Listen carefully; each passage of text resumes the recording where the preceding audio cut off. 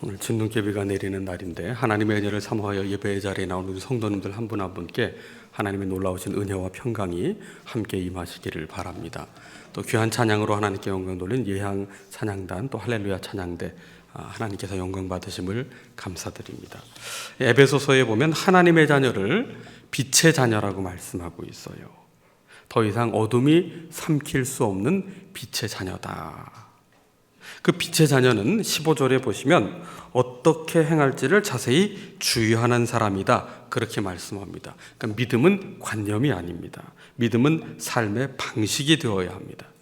빛의 자녀됨은 삶을 통하여 드러나야 한다는 것이지요. 빛의 자녀답게 살기 위해 필요한 자세는 무엇입니까? 15절 중반에 보시면 지혜 없는 자 같이 하지 말고 오직 지혜 있는 자 같이 하라, 그렇게 말씀하고 있어요. 자, 지혜 없는 자는 누구입니까? 17절을 보시면 어리석은 자입니다. 그럼 지혜 있는 자는 누구예요? 17절을 보십시오. 오직 주의 뜻이 무엇인가 이해하는 사람이다, 그렇게 말씀합니다. 그렇다면 지혜 있는 사람은 어떻게 살아가는 사람이냐? 16절에 세월을 아끼는 사람이다. 세월을 아끼라 때가 악하니라, 이렇게 말씀하고 있어요. 이 원문의 의미를 보면 이 세월을 아끼라는 단어, 이 문장은 시간을 구원하라는 거예요. 값을 치르고 시간을 사라는 겁니다. 마치 어부가 그물을 내려서 물고기를 건져 올리듯이 그렇게 시간을 건져 올리라는 거예요. 그러니까 시간이 흘러가는 대로 아무렇게나 살아가지 말고 마치 돈을 주고 값비싼 상품을 구한 것처럼 그렇게 여기라. 이 세월을 아끼라는 말씀은 하나님의 뜻과 하나님의 다스리심이 이 땅에 실현되도록 그렇게 시간을 사용하라는 거예요. 시간의 청지기로 살아가라는 뜻입니다.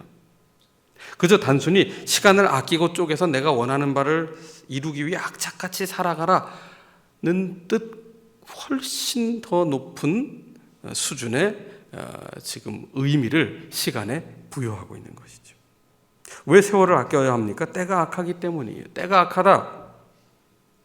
이 시간의 주인을 나 자신으로 여길 때 우리는 시간을 우리의 뜻대로 사용하게 됩니다. 이것이 이 악한 시대의 풍조다, 그렇게 말씀하는 거예요. 이 인생이 무엇입니까? 인생은 내 것이 아니에요. 하나님께서 내게 주신 선물입니다. 태초에 하나님께서 우에서 유를 창조하실 때 맨 첫날 빛을 창조하셨어요. 생명이 생명되게 하신 겁니다. 그리고 시간을 창조하셨어요. 시간 속에 우리가 살게 하셨습니다. 그리고 흙을 빚어 그 코에 생기를 불어넣어 우리를 사람 되게 하셨어요. 하나님의 형상 닮은 사람, 하나님의 인격을 닮은 사람이 되게 하신 것이지요. 그러니까 우리는 인생을 하나님께로부터 선물로 받았고 시간을 하나님께로부터 선물을 받은 사람들이지요. 그러니까 빛의 자녀는 세월을 아끼는 지혜로운 사람이고 또 시간의 주인이신 하나님 앞에서 청지기로 살아가는 사람입니다. 이 반면에 세상 사람들은 어떻게 살아갑니까? 자신의 욕망을 성취하기 위해서 시간을 사용해요. 물론 이들도 세월을 아낍니다. 분초를 다투며 열심히 살아갑니다. 무엇을 위해? 남보다 더 뛰어난 사람 되기 위해. 그래서 행복의 정의가 뭐예요? 행복의 정의. 옆집 사람보다 조금 더 잘 사는 게 행복의 정의입니다. 내 주변 사람보다, 내가 아는 사람보다 내가 조금 더 낫게 사는 것, 그게 행복의 정의입니다. 그래서 우리는 끊임없이 주변 사람들과 비교를 해요. 나보다 조금 앞서가는 사람이 있으면 움츠러들고 나보다 조금 뒤에 선 사람들 앞에서는 어깨에 힘을 주고 우월감을 가집니다. 그러나 내가 앞서가든 내가 뒤처지든 언제나 우리의 마음 상태는 어때요? 불안 그 자체입니다. 자, 예를 들어 봅시다. 시험을 보면 누가 가장 불안할까요? 시험 공부 하나도 안 한 사람이 불안할까요? 시험을 치를 때 가장 불안한 사람은 직전 시험에서 1등한 사람입니다. 왜냐하면 이번 시험에 내가 1등해서 뒤처질 수가 있기 때문이거든요. 그러니까 1등이건 시험 공부 하나도 안 하고 포기한 꼴찌건 간에 시험을 치를 때 마음이 편한 사람은 한 사람도 없어요. 근데 결과로 행복을 따진다. 1등이어야만 행복하다. 그리고 이 세상에 행복할 사람 아무도 없습니다. 영원한 1등 이 세상에 없어요. 무지개를 따라가는 것과 같아요. 반면에 하나님께서 우리의 인생을 선물로 주신 분이시고 하나님께서 내게 시간을 주셨다. 이 시간이야말로 우리에게 공평하게 주어진 선물이에요. 인생이 공평하게 주어졌다는 것은 우리에게 시간이 공평하게 주어졌다는 겁니다. 그 시간이 공평하게 주어졌다는 것은 무엇입니까? 죽음 앞에 우리는 유한한 존재라는 거예요. 어떻게 살았든 반드시 죽음 앞에 서게 되는데 이 죽음의 위력을 맞설 인간의 능력은 없어요. 그래서 죽음의 위력 앞에서는 어떤 것도 자랑할 게 없습니다. 우리는 그저 시간 앞에 겸손해질 수밖에 없는 것이죠. 그래서 우리는 인생을 대할 때 하나님께서 주신 선물로, 우리의 시간을 대할 때 또한 하나님께서 내게 주신 선물로 받아들이는 것이 신앙적인 자세예요. 여러분, 선물은 좋은 거잖아요. 인생에 주어진 시간을 하나님의 선물로 받아들이는 사람은 삶을 바라보는 관점이 달라질 수밖에 없습니다. 내가 지금 하고 있는 보잘것없어 보이는 작은 일에서부터 만족할 줄 알고 감사할 줄 아는 사람이에요. 그는 인생에 주어진 시간이 하나님의 선물임을 인정하는 사람이기 때문입니다. 어떤 특별한 결과를 본 다음에야 내가 만족하고 감사하겠다는 사람에게는 결코 만족도 감사도 찾아오지 않아요. 늘 그저 불안한 인생을 살 뿐이죠. 빛의 자녀는 주어진 인생의 시간 속에서 어떻게 살아가는 사람이냐? 주님의 뜻을 이해하며 살아가는 사람이에요. 자, 16절에 세월을 아끼라고 했어요. 하나님께서 시간의 주인이시고 우리를 시간의 청지기 되게 하셨다고 했어요. 그러므로 17절입니다. 함께 17절을 읽어봅시다. 그러므로 어리석은 자가 되지 말고 오직 주의 뜻이 무엇인가 이해하라. 아멘. 여러분, 빛의 자녀는 내게 주어진 인생의 시간 속에서 주님의 뜻이 무엇인지를 끊임없이 이해하며 살고자 하는 사람이라는 거예요. 이 하나님을 이해하는 것은 우리의 신앙에서 굉장히 중요합니다. 하나님께서 우리를 인간으로 만드신 후에 가장 먼저 반응한 것이 뭡니까? 감격이었어요. 감격. 경탄입니다. 경탄. 보시기에 심히 좋았더라. 그런데 이게 참 쉽지 않은 일입니다. 왜냐하면 미술 시간에 그림을 그려보셨지요. 내가 그린 그림을 보고 만족하기가 쉽습니까? 내가 그린 그림을 보고 경탄하기가 쉽습니까? 쉽지 않아요. 내 작품에 만족하기가 쉽지 않은데 하나님께서는 우리 인간을 만드시고 감격하셨습니다. 보시기에 좋았더라 그러셨어요. 하나님의 평가입니다. 아침에 집을 나서기 전에 반드시 우리가 확인하는 게 있어요. 거울을 보는 일입니다. 하루에 셀 수도 없이 거울을 봐요. 그 거울을 보면서 우리 자신을 어떻게 받아들이고 있습니까? 하나님은 우리를 보시면서 참 좋다, 정말 좋다, 매우 좋다. 이게 성경에서 말하고 있는 하나님의 반응입니다. 우리는 거울을 볼 때 무슨 생각을 합니까? 내가 이 점수를 가지고, 내가 이 실력을 가지고, 혹은 내가 이런 외모를 가지고, 왜 얼굴에 또 점이 하나 더 생겼는지, 왜 주름살이 늘었는지, 기미는 왜 생겼는지, 흰머리는 왜 더 많아지는지, 뭐 이런 것 보고 계십니까? 인생은 하나님의 형상대로 지음을 받았기에 가치가 있어요. 하나님은 우리를 매우 좋다고 평가하셨습니다. 이것을 그대로 믿음으로 받아들이는 사람은 삶의 어떠한 형편에서도 위축되거나 주눅들지 않게 되어 있습니다. 동시에 우리에게 주어진 인생의 시간을 함부로 살지 않게 됩니다. 하나님 어떤 분이세요? 공중에 나는 새도 먹이시고 들의 백합화도 입히시는 분이시고 돌보시는 분이시다. 마태복음 6장에 말씀하세요. 우리 중에 공중에 나는 새가 몇 마리인지 그 이름까지 아는 분 계십니까? 꽃집에서 파는 무슨 꽃 이름 말고 들에 피어있는 꽃 그 이름 다 알고 계신 분 계십니까? 그냥 스쳐가는 일상이에요. 공중에 새가 날든 들에 꽃이 피어있든 그거 사실 그렇게 신경 쓰는 사람은 없습니다. 근데 하나님께서 창공의 제왕인 독수리만 귀하게 여기시고 가장 희귀하고 값비싼 꽃만 귀히 여기신다고 말씀하신 적 있으세요? 아니에요. 하나님 편에서는 창공의 독수리나 이름 모를 새나 동일한 가치로 하나님께서는 먹이시고 돌보신다고 말씀하고 있어요. 하물며 우리 인생은 어떻게 했어요? 빛의 자녀는 우리에게 주어진 인생과 시간을 하나님께로부터 선물로 받은 사람들입니다. 우리의 작고 소박한 평범한 일상에서도 하나님께서 나를 귀히 여기고 계시다는 사실을 발견하는 사람이에요.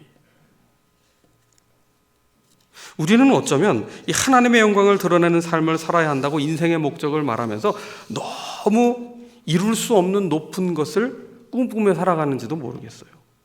1등을 해야만 하나님의 영광을 드러낼 수 있나요? 금메달을 따야만 하나님의 영광이 드러나나요? 성공해야만 하나님의 영광이 드러나나요? 그 착각에서 빨리 깨어나야 합니다.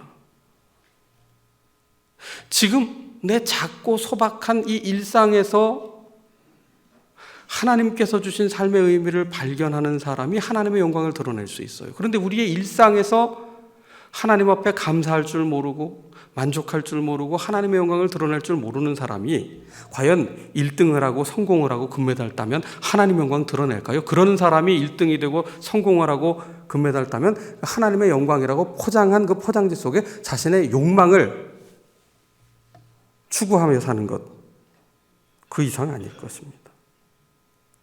그럼 빛의 자녀란 시간의 청지기가 돼서 하나님의 뜻을 이해하려고 하는 사람이에요.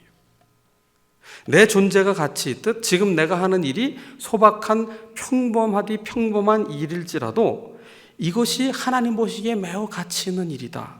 그것을 발견하는 눈을 가진 사람입니다. 그렇게 될 때에 우리는 동시에 내 옆에 있는 사람들을 보는 눈이 달라지게 됩니다. 옆에 있는 사람을 비교의 대상으로 놓는 것이 아니라 나보다 잘난 사람이냐 못난 사람으로냐로 보고 경쟁의 상대로 보는 것이 아니라 하나님께서 독생자 예수 그리스도의 피로 값주고 사신 가장 존귀한 사람이라는 사실을 인정하면서 함께 살아가는 법을, 함께 보듬어 줄 수 있는 법을 배우며 살아가게 되는 것이지. 이렇게 시간의 청지기로 살아가는 사람은 일상의 모든 순간에 깃든 하나님의 은혜를 발견하는 사람이에요. 빈센트 반 고흐는 동생 테오에게 보낸 편지에서 이런 말을 합니다. 렘브란트의 그림을 보고 있으면 그 그림 속에서 하나님이 살아계시다는 사실을 내가 부인할 수 없게 된다. 지금에야 대단한 명화라고 그렇게 후대에 가서 일컫게 됐지만 여러분 그림 한 점을 볼 때에도 하나님의 은혜에 사로잡힌 눈으로 볼 때에는요 그 그림 속에서 하나님을 발견하는 그런 경험을 할 수 있게 되는 거예요.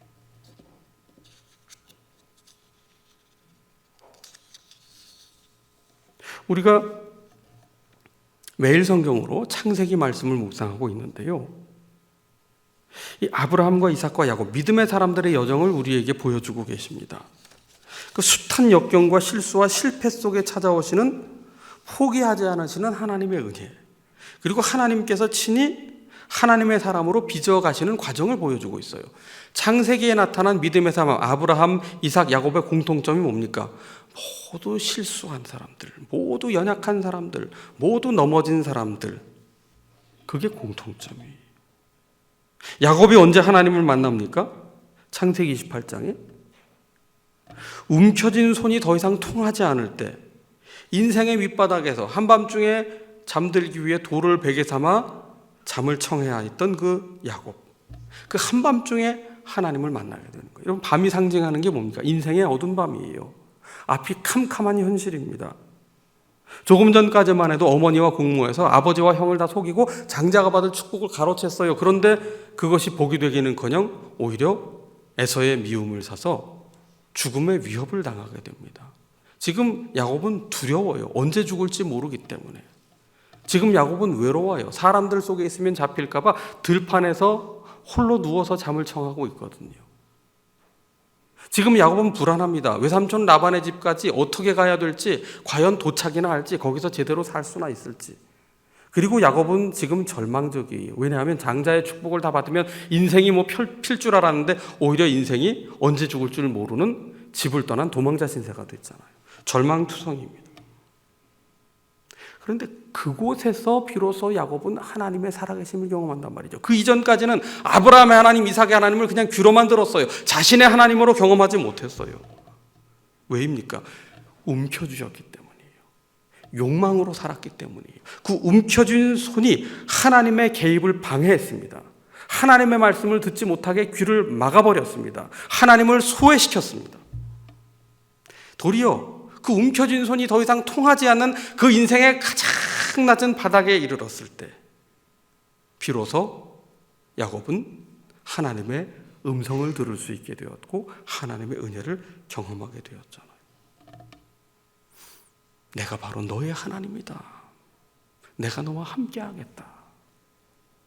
내게 약속한 것을 이룰 때까지 내가 결코 너를 떠나지 않겠고 내가 다시 돌아오기까지 함께하겠다. 베델의 체험을 했어요. 들판이 예배의 자리로 변화되었습니다. 욕망을 따라던 삶이 예배하는 삶으로 완전히 인생이 전환점을 경험하게 되는 거죠. 움켜진 인생에서 하나님께 붙들린 인생이 되는 겁니다. 쟁취하는 인생에서 하나님과 동행하는 인생으로 변화되기 시작하는 거예요. 야곱이 무슨 특별한 성공을 한 후에 하나님을 만난 게 아닙니다. 야곱이 지금 마주한 현실이 고단한 들판이에요. 빈손뿐이에요. 바로 그 삶의 현장에서, 그 비천해 보이는 현장에서 하나님의 은혜를 체험하고 그곳에서 하나님을 예배하게 되었어요. 하나님을 이해하는 신앙으로 이제 야곱이 변화되어 가기 시작하는 겁니다. 여러분, 우리는 빛의 자녀예요. 빛의 자녀는 시간의 청지기가 되어야 합니다. 시간의 청지기는 누구냐? 주님의 뜻을 이해하려는 영적 열망을 지닌 사람이에요. 그러면 어떻게 해야 주님의 뜻을 이해하겠는가? 주님의 뜻을 이해하려면 하나님의 말씀이 기록된 성경을 이해해야 합니다.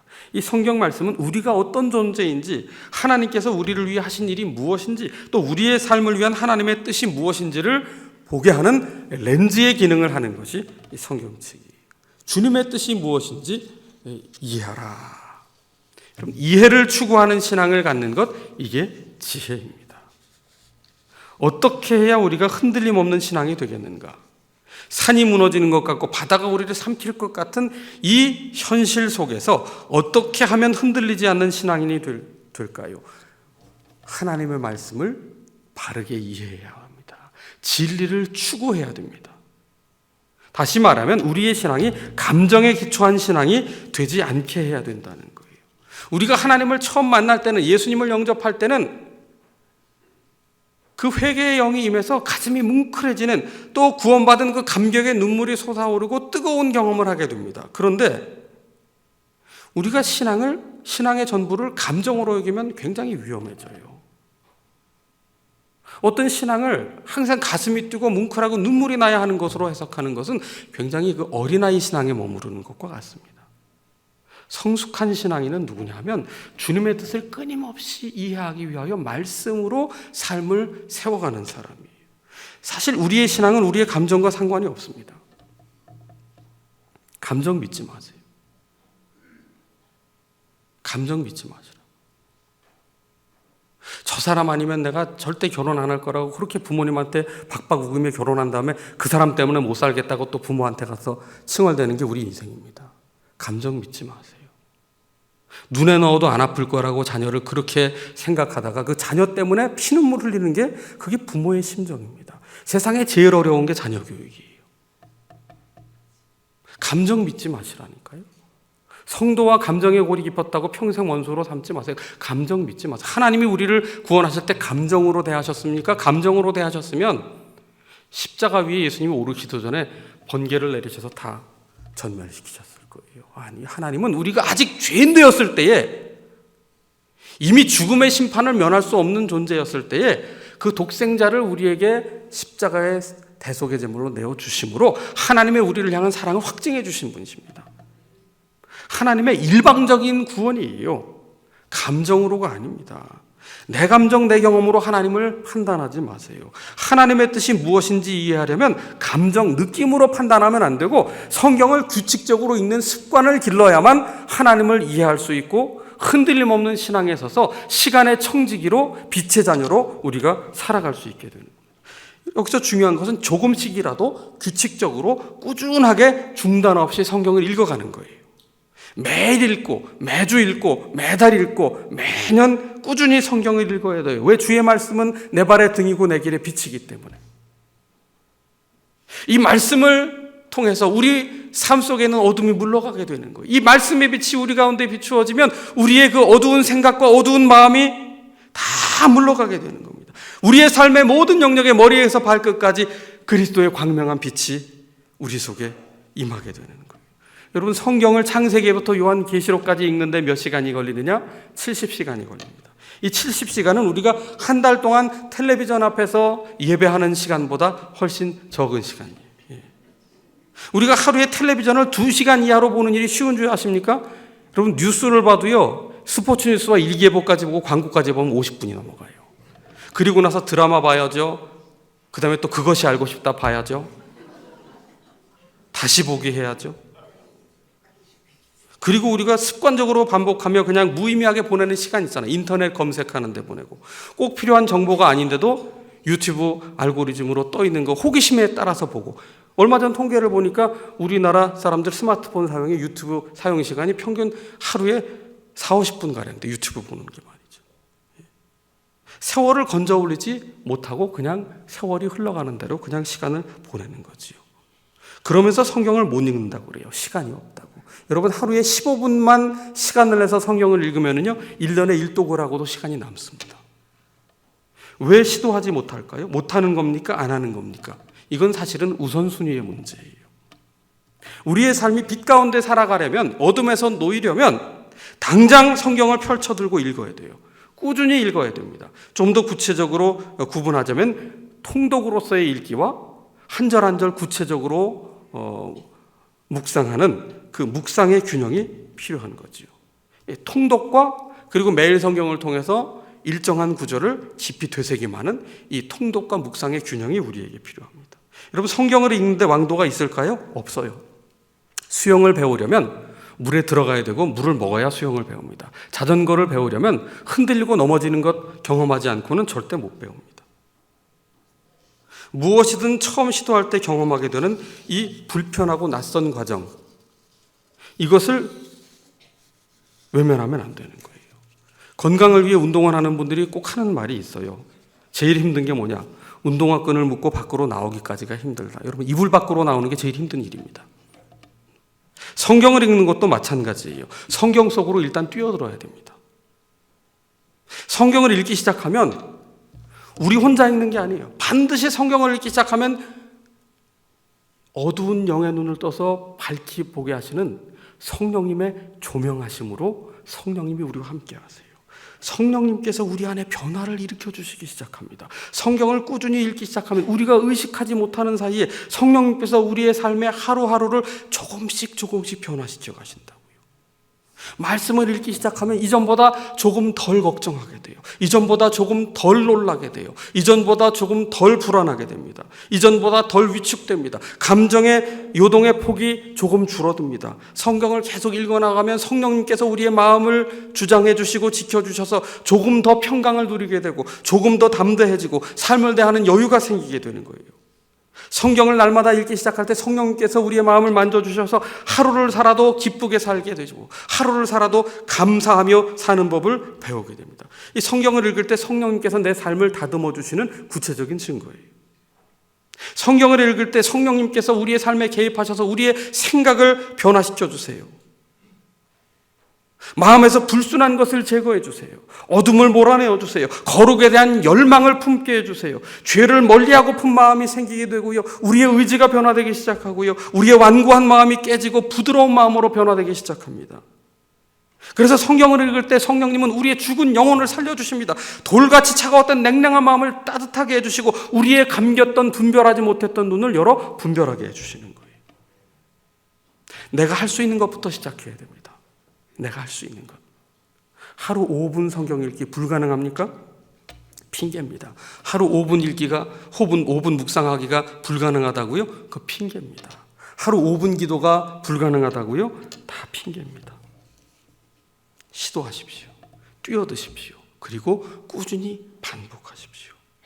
그 말씀이 성령님의 역사하심을 통해 변화의 말씀으로, 생명의 말씀으로, 빛으로 인도하는 말씀으로 우리를 이끌어 가시기 때문이에요.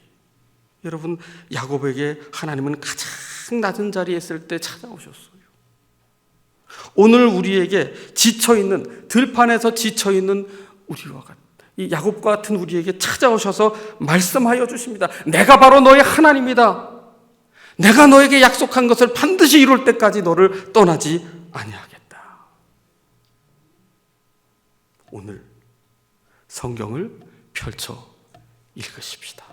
함께 기도하겠습니다. 하나님 아버지, 우리를 빛의 자녀 삼아주시되 세월을 아끼는 시간의 청지기가 되어 주의 뜻이 무엇인가 이해하는 지혜로운 하나님의 사람으로 살라 말씀하시며 우리에게 말씀을 선물로 주신 하나님 아버지, 우리의 신앙이 말씀을 펼쳐들고 읽는 가운데 성령님의 조명하심 가운데 날마다 우리의 믿음이 자라고 우리의 마음이 변화되는 성숙한 신앙인으로 빛의 자녀로 살아갈 수 있도록 은혜 더하여 주시기를 예수 그리스도의 이름으로 기도하옵나이다. 아멘.